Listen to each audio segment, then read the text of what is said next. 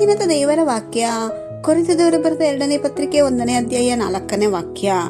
ಸಕಲ ವಿಧವಾಗಿ ಸಂತೈಸುವ ದೇವರು ಆಗಿದ್ದು ನಮಗೆ ಸಂಭವಿಸುವ ಎಲ್ಲಾ ಸಂಕಟಗಳಲ್ಲಿಯೂ ನಮ್ಮನ್ನು ಸಂತೈಸುತ್ತಾನೆ.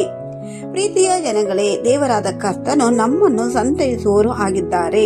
ಅಪೊಸ್ತಲನಾದ ಪೌಲನು ಹೇಳಿದಂತೆಯೇ ಅನೇಕ ವಿಧಗಳಲ್ಲಿ ಸಂಕಟಗಳಲ್ಲಿ ಅವರು ಹಾದು ಹೋದರು.